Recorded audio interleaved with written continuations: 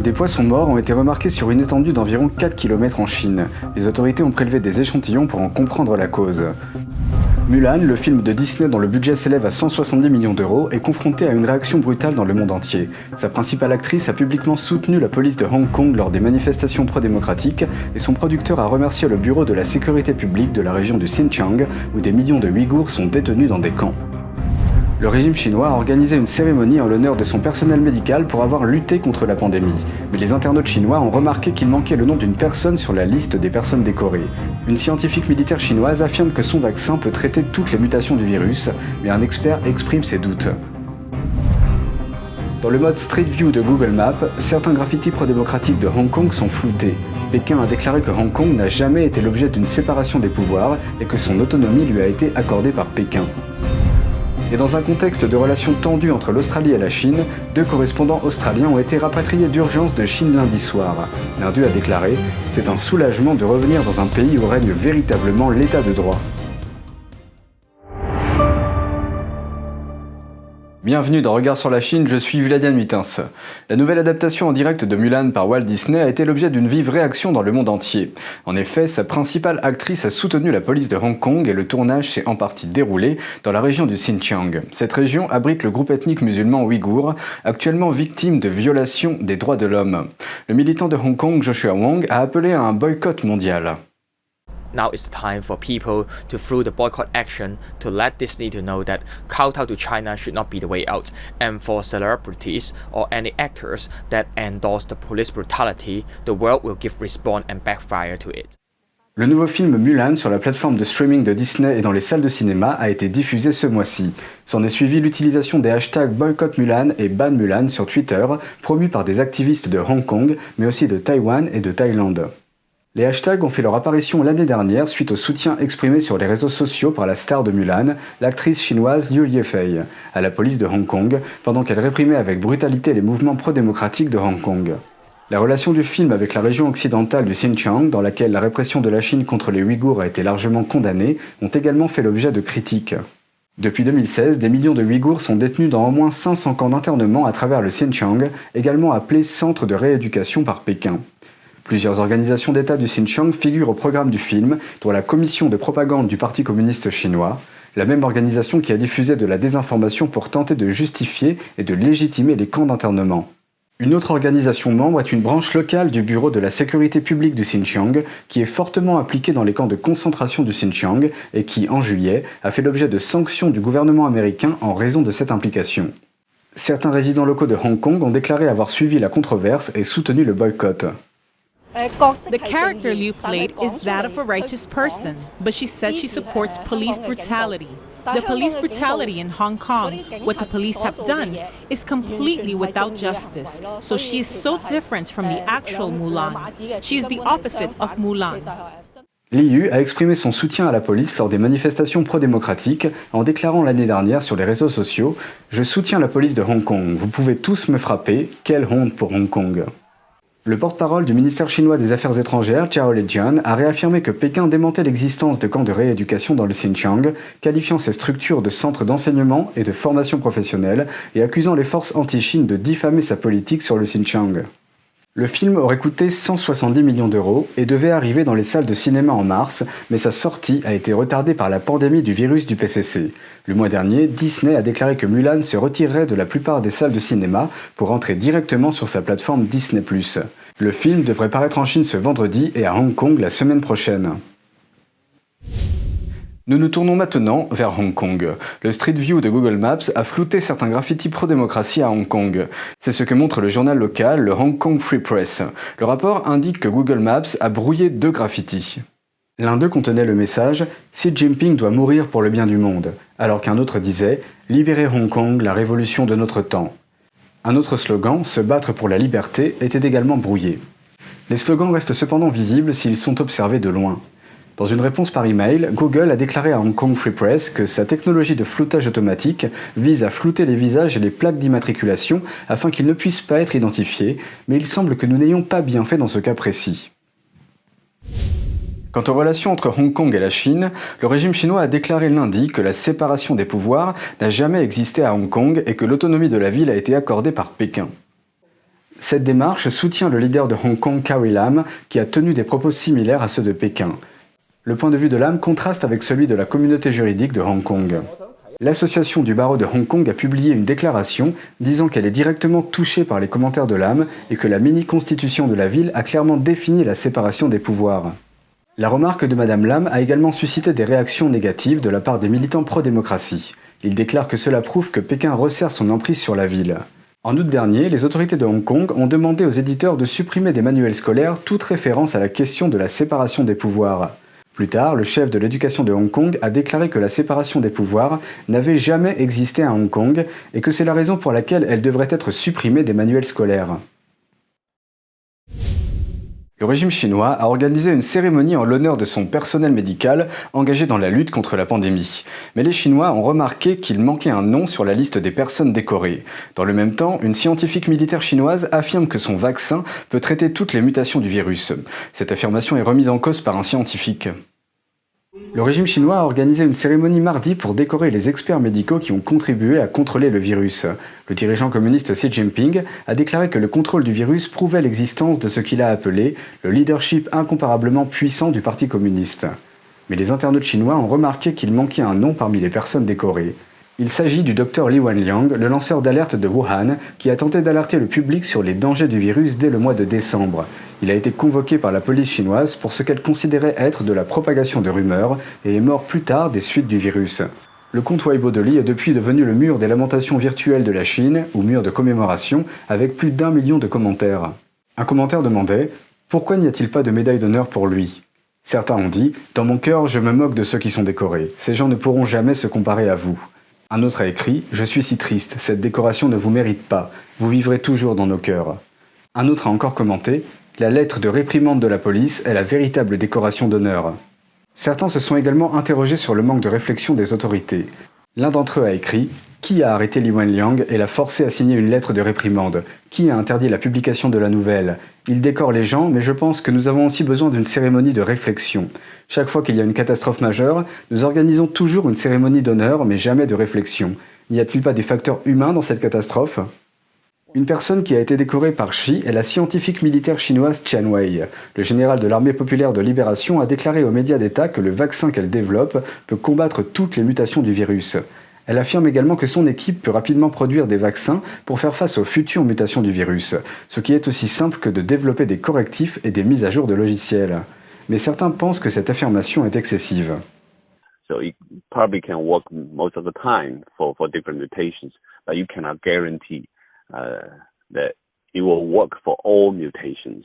So I think that's definitely an exaggerated statement. L'ancien biologiste de l'armée américaine Sean Lin a déclaré que même pour les vaccins contre la grippe, chaque année, le CDC doit contrôler un grand nombre de souches différentes et choisir une souche de semence idéale pour le vaccin de la saison suivante. The process of selecting a seed strain is quite challenging, and also the vaccine company need to remake all these vaccine products. So it's not simple like a software upgrade. Et cela est encore plus compliqué pour le coronavirus, un nouveau virus à mutation rapide que les scientifiques ne comprennent pas encore parfaitement. Lin a déclaré que la Chine avait perdu sa position mondiale au cours de la pandémie. Cela est dû à la dissimulation du virus et plus tard à l'achat et à l'accumulation de masques et de matériel médical offerts qui ont ensuite été vendus à des fins lucratives. Maintenant, il suggère que le régime pourrait à nouveau essayer de regagner sa réputation internationale, cette fois-ci avec des vaccins. And China is also very aggressive, trying to make it a political advantage to have a vaccine first. So they have tried to skip many other steps and accelerate process in the vaccine research, vaccine production. En outre, la Chine a un antécédent de production de vaccins défectueux. Because the large scales of vaccine productions really demands very high technology in the purities of these vaccine products.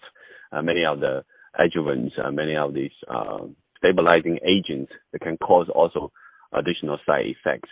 So that's why large-scale vaccine production is a huge challenge for China. The whole world need to be very cautious.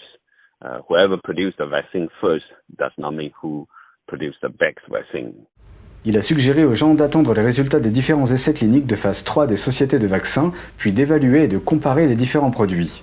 Le général chinois a déclaré que son équipe se prépare à une vaccination de masse à bas prix, dès que les résultats des essais cliniques de la phase 3 seront publiés. Près de 200 000 comptes de réseaux sociaux chinois ont été fermés en août. Cela s'inscrit dans le cadre de la censure d'Internet par le régime et de ce qu'il appelle les informations illégales. L'administration du cyberespace du Parti communiste chinois, ou PCC, a récemment tenu une réunion. Elle aurait été organisée pour mettre de l'ordre sur Internet, selon le régime. Parmi les cibles de la campagne figurent les plateformes des réseaux commerciaux, les médias autogérés, les réseaux sociaux et les diffusions en direct sur le web. En pratique, cela signifie que tout utilisateur jugé à risque se verra retiré de la production de contenu ou verra son compte complètement fermé. Jusqu'à présent, environ 6 millions de comptes ont fait l'objet d'une enquête. Environ 180 000 plateformes de diffusion en direct et comptes de présentateurs d'actualité ont été fermés, le tout en un mois. Une personne participant à la réunion de l'administration du cyberespace a révélé, sous le couvert de l'anonymat, qu'il sera bientôt encore plus difficile pour les médias chinois de survivre. En effet, selon la réglementation, il sera désormais interdit aux médias de réimprimer des informations déjà officiellement publiées par les médias d'État. De même, les reportages sur les événements négatifs ne sont pas autorisés. En d'autres termes, les médias indépendants ne pourront pas faire de reportages sur tout ce qui pourrait ternir la réputation du PCC. Zhou Shiguang, un ancien citoyen chinois, journaliste et ingénieur réseau, déclare que le but du PCC est de supprimer ceux qui ont une influence publique. Because every influential person can unite a group of people, the CCP takes it as a potential threat to the Communist Party that implements a one-party dictatorship. That is why it carries out such suppression. Il y a 2 semaines, le leader du Parti communiste chinois, Xi Jinping, a réuni un groupe de 9 économistes et politologues. Ils ont discuté de la stratégie de développement de Pékin pour les 5 prochaines années. Une semaine plus tard, Zheng Yongnian, l'un des scientifiques présents à la réunion, a été remarqué pour avoir fait l'objet d'une enquête de l'Université nationale de Singapour pour des allégations de harcèlement sexuel. Zheng était directeur de l'Institut d'Asie de l'Est de l'université. L'université a déclaré qu'il a depuis démissionné et qu'il partira ce mois-ci à la fin de son contrat. On ignore si son départ a été rémunéré. Plusieurs membres du personnel de l'université ont publié des plaintes de harcèlement contre Zheng le mois dernier sur les réseaux sociaux. Dans un post sur Twitter, une employée actuelle de l'Institut d'Asie de l'Est a déclaré avoir été harcelée sexuellement par Zheng en mai 2018 et a déposé une déclaration à la police 1 an plus tard. Elle a ajouté qu'elle avait été intimidée par l'université après avoir déposé la plainte. La police de Singapour a déclaré qu'elle avait donné un sérieux avertissement à Zheng en avril. Un porte-parole a également déclaré que l'université avait mené une enquête interne sur cette affaire. Nous passons maintenant à un curieux reportage en provenance du Guangxi, une région autonome du sud de la Chine. Les médias locaux ont rapporté ce week-end qu'un grand nombre de poissons morts sont apparus sur une plage de 4 km de long. Un fonctionnaire local a expliqué que les poissons morts ont commencé à apparaître il y a 1 semaine. Il s'agirait principalement de cérioles avec quelques autres espèces mélangées. La situation est toujours en cours d'investigation et il n'est pas évident de savoir si le phénomène a été causé par la pollution de l'environnement ou par d'autres activités biologiques. Les autorités locales auraient ramassé des poissons morts et des échantillons d'eau de mer pour les examiner. Certains habitants ont décrit ce phénomène comme une rareté car la quantité de poissons morts continuait de croître. Certains rapportent également avoir vu des poissons morts le long de la plage il y a environ 1 mois, mais à plus petite échelle. 2 correspondants australiens à l'étranger ont été rapatriés de Chine avec l'aide de fonctionnaires consulaires australiens pour assurer leur sécurité. Leurs employeurs ont déclaré qu'ils avaient été interrogés par le ministère chinois de la Sécurité d'État. Les 2 principaux correspondants australiens ont été rapatriés de Chine lundi soir après ce qui a été décrit comme une impasse diplomatique exceptionnelle. Le diffuseur australien ABC a rapporté que les 2 journalistes ont été interrogés séparément par les autorités chinoises.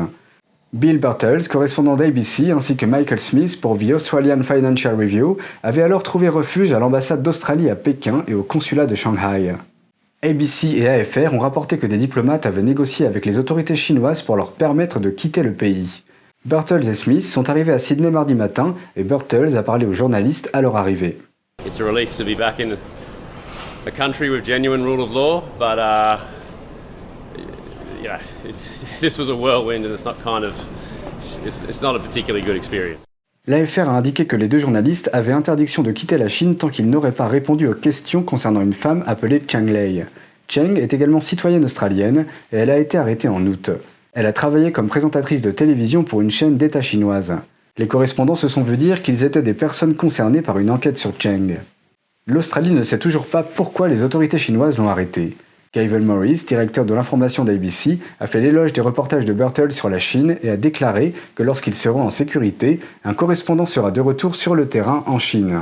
Tout cela fait suite aux relations devenues tendues entre l'Australie et la Chine cette année. Pékin était en colère après que l'Australie ait demandé une enquête internationale indépendante sur la source de la pandémie de coronavirus. La Chine a alors bloqué une partie du bœuf qu'elle achète à l'Australie et a lancé des enquêtes sur les importations de vin australien. L'Inde et la Chine s'accusent mutuellement d'avoir tiré des coups de feu lors d'un nouvel affrontement à leurs frontières dans l'ouest de l'Himalaya. Les tensions entre les deux nations durent depuis mi-juin, une altercation ayant fait 20 morts parmi les soldats indiens. L'armée indienne a déclaré dans un communiqué que l'Armée populaire de libération de la Chine, ou APL, a tenté de se rapprocher de la frontière lundi soir. La Chine affirme que l'Inde a violé la frontière informelle. Le ministère chinois des Affaires étrangères a déclaré que les troupes indiennes avaient illégalement franchi la ligne de contrôle effectif et ont été les premières à tirer des coups de feu. L'Inde nie cela et accuse les troupes chinoises de violer de manière flagrante les accords et de tirer quelques coups de feu en l'air afin d'intimider la partie indienne. Et c'est tout pour aujourd'hui, merci d'avoir suivi Regard sur la Chine, on se donne rendez-vous demain pour une prochaine émission. N'hésitez pas à réagir, à commenter ou à vous abonner à la chaîne YouTube. Si vous êtes déjà abonné, vous pouvez cliquer sur le symbole en forme de cloche pour être tenu informé en temps réel de la publication de nos vidéos. Très bonne soirée et à bientôt.